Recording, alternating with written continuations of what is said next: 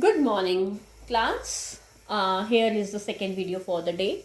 We were discussing about the relationships between Indra and the syndicate, but in the same topic today, I would like to continue with the topic Privy Purse. Before starting this topic, a brief recapitulation. Indra became prime minister with the support of syndicate, but as soon as she became prime minister after the elections of 1967, she started looking for the supporters outside her political party and tried to sideline the syndicate. As soon as in May 1967, first step she took was towards left orientation.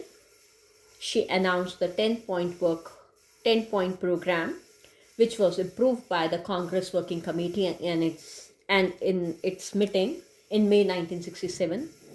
Although syndicate approved it, the next step taken by Srimati Indira Gandhi was the abolition of Privy Purse. Now, what was this Privy Purse? We have done a topic, integration of princely states, in our lesson number 1. In this chapter, it was a very tedious, a difficult, and you can say a very challenging task accomplished by Sardar Patel for integrating princely states into India. Sardar Patel at that time played an important role. He made an full effort for convincing princely states to join India and maintaining the integrity of the nation, providing them assurance for the future. At this time, Sardar Patel convinced, assured rulers and their families that they just have to join politically towards the Indian Union and they will be given a right to keep or to maintain their private property. Not only this, if princely states joined hands with Indian Union, they will be also provided with grants in hereditary. Few of the government allowances were also provided to them. ये अलग बात है कि that to be decided on the basis of the extent of their kingdom, on the basis of the revenue given by these princely states to the Indian Union, as well as according to their potentiality. Indian princely rulers were convinced. They signed the instrument of accession with the Indian Union or Indian government, and approximately 560 states were convinced that they will be given a right to keep privy purse, private property, the grants, and also the allowances. When Sardar Patel announced this at the very early stage itself, Nehru was not at all satisfied with this decision. He also showed his discomfortability in the parliamentary session. But and also gave a reason. Nehru gave a reason that hereditary privileges basically are against the principles of equality, and they don't underline the idea of social justice. In Indian constitution, when we are giving everyone right to equality and social justice is provided to every citizens, so Nehru expressed his dissatisfaction again and again. Anyway, nothing happened. Now the year after Nehru's death, the year of 1967 came, and the elections agenda starts. Elections announced.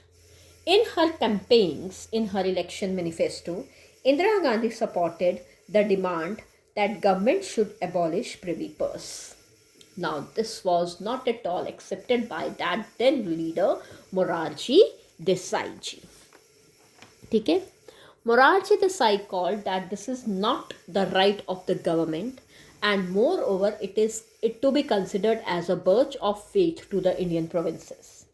Morarji Desai was one of the followers of the ideology followed by the Sardar Patel, and other certain organizations. Ultimately, Indira Gandhi says no, it is very much important to uplift the weaker sections of the society.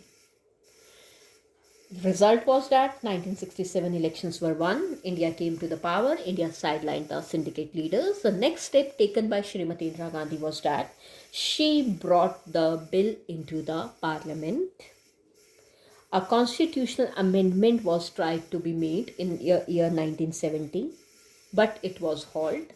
Although it was passed in Lok Sabha, but in Rajya Sabha, the amendment was rejected. At that time, Indira tried to abolish of the Privy Purse by an ordinance. Ordinance is issued by the president. She tried to convince Indian president to abolish Privy Purse, but again this ordinance was against challenged by the Supreme Court of India under a policy of judicial review and independent judiciary. Now Indira Gandhi made this process as an agenda. When the pre-election or midterm elections were announced in the year 1970-71, Indira Gandhi supported the issue for the abolition of the Privy Purse. She made it as a main central point of her election manifesto. She got support from the public for this agenda. And when in 1971, again the Congress was backed up, Congress won the elections. Indira came with full majority.